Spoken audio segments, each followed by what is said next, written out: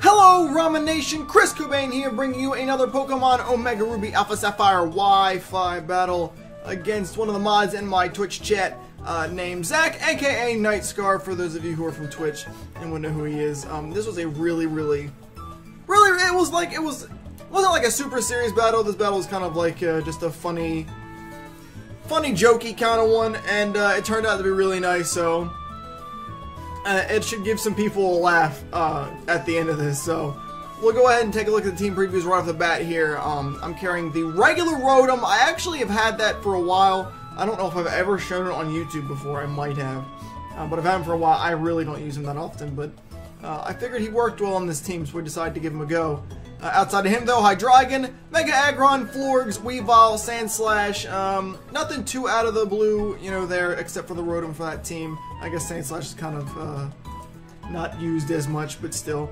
But nice and powerful team. And my opponent has Fur, which is always cool to see, Mega Absol, Nidoking, Noivern, Sableye, and Ramen, aka Tangrowth. So he's got some massive threats on that team, for sure. Absol, obviously, always power. Nido is a pain in my butthole. Sableye is always annoying, so as you'll see though, like a lot of times I don't think either of us here really make like really game-based decisions in this battle, but it ended up being really good at the end, so let's go ahead and go for it. Now I wasn't really sure what he was going to lead with here, but I do have a Choice Scarfed Rotom for Volt switching should I need it, so that's my lead. He actually leads off with Sableye. Now I could have Volt switched here, but I'm just going for damage at this point. I go for Shadow Ball. It really doesn't do that much, and I actually get bopped to probably knock off. So, like I said, I could have made a much better decision there. I could have easily predicted knock off or something, switching to Gron, and then maybe switching to Hydreigon for the Willow. But I just didn't want to. So now at this point, I do bring in Hydreigon. Now, Hydreigon's huge. If you look at his team, nothing wants to take a Specs, which I am Specs. Nothing wants to take a Specs Dark Pulse or Dragon Pulse to the face. Nothing resists Dragon Pulse, only Absol resists Dark Pulse, and obviously I'm not going to really take it very well. But Sableye does take it fairly well, so that's going to be what he leaves in. I did use Rotom to somewhat set up damage for this. I actually thought with a Shadow Ball and a, a Dark Pulse I'd kill it. I didn't go for Thunderbolt because I was scared of Aggron. Aggron? Nidoking, I'm dumb. Anyway, he goes for the Prankster Recover, which is always obnoxious, but thankfully on the second Dark Pulse, Aizu ends up killing him with a crit, so his Special Wall and Nuisance is down immediately. So now he's going to switch into Noivern, and this is the most technical play of the entire game. He immediately switches right back into Nidoking, predicting my switch into Florges, and calls it. If I was playing this particular turn like the rest of the game, and Nidoking would be fried. But like I said, my main concern is Hydreigon at this point. I feel like I can completely obliterate most of his team with it. So instead of switching, I actually stayed in knowing I could take one Sludge Wave and Aromatherapy so Burn wouldn't wear him down. And now at this point, I stay in. There's really not a whole lot I can honestly do. If I really wanted to, I knew Sludge Wave was coming there. I could have probably pivoted into Aggron, then on the Earth Power switch into Hydreigon. Maybe, but that was a little too risky because I really wanted Hydreigon. So at this point, I do again switch into Hydreigon. I'm going to go ahead and go for that Dark Pulse, just in case he switches into like Noivern, like freaking Earth Power, and it doesn't even kill, which completely caught me off guard. I am Specs. Nidoqueen's the bulkier one, so I lost my game guy there, and I was pretty upset at that. But I knew that I still had ways to win, so I wasn't, you know, I didn't give up at this point. So I just bring in my boy, Weavile. Now, if you notice his name as I kill Nidoking with the knockoff, if you notice the name is actually N1ght5car, and I said the person I'm facing is N1ght5car. There's a connection. It's his Weavile. So keep that in mind. He's using my mascot in Ramen, and I'm using a Pokemon he gave me in Weavile. So keep that in mind for the end of the battle here. So he's going to bring in his Furret. I know Furret's going to be Scarfed. And I'm going to switch into Aggron, and he makes a pretty good play here. Predicts, well, not really predicts it, but goes for U-turn.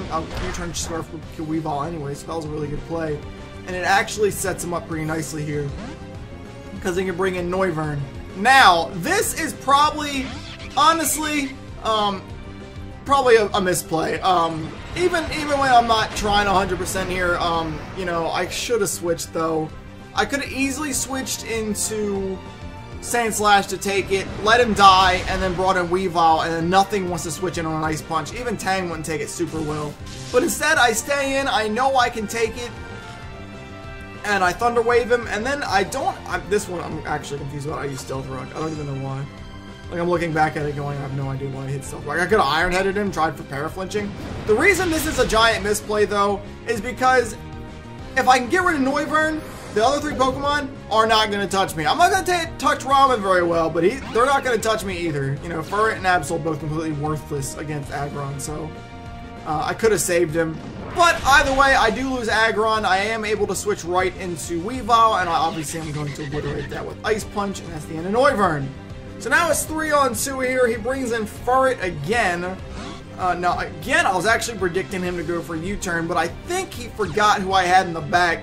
Thought maybe that he could 2-hit whatever I had left with the Choice Scarf return, and figured he'd just go for that instead.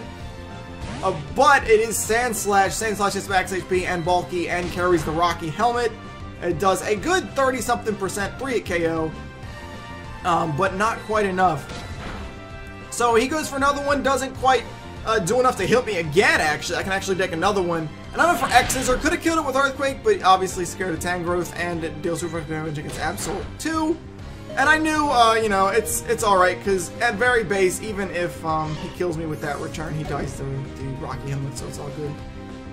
And I go for X-Scissor again. So he's going to bring in Emoto, that's obviously going to be Absol at this point. Absol can completely bop me with whatever he's got. There was a Sucker Punch, Night Slash, Play Around, Superpower, some heck, whatever he wants to use, he can do it. He's obviously not going to go for any setup because X-Scissor would completely obliterate him, so he just goes for the Night Slash and puts me down. So now it ends up being a 1-on-2, and a matchup I don't believe I can win, even as Weavile, because of Tangrowth sitting in the back. So I switch into my Weavile again. He's obviously just going to go for Sucker Punch because I outspeed just to get whatever damage he can. And then I'm going to kill him with Low Kick. I could have faked out first, but I knew Low Kick would kill, and I'm not trying to rack up any kind of, you know, Life Orb damage on myself. And here comes the Tangrowth. Now, I can't tell you how much hacks happen against Tangrowth, and this is proof. This is proof right here. I know I can hit this thing hard with Ice Punch, so I do, and it crits, which is awesome. And then it freezes. And it's like, are you effing kidding me? Dude, the whole, it was crazy. And he stays frozen as well, so I'm able to finish him off with Ice Punch and take him out. Now, I don't think the crit mattered. I think I could 2-hit him anyway. But the freeze definitely mattered, because Ramen definitely takes me out with Giga Drain at that point and ends the battle. I cannot tell you how many times I've been frozen by an Ice Punch on Tangrowth. I can't even count. It happened to me 3 times in a row once. Against the Mega Gallade? Yeah, against the Mega Gallade the one time. He got frozen, unthawed immediately, frozen the next turn, unthawed 2 turns later, and then frozen again. So he literally, like, 3 straight times it could freeze it frozen, and it was like... So, Hacks Gods... I didn't click Tangrowth. Tangrowth died, by the way. Hacks Gods come back on Zach, unfortunately for him. And Weavile returns the favor. And I actually said on stream, I was like, how many times has Ice Punch froze me? Give me one. Give me one freeze, game. It gives me one freeze. RNG typically hates me.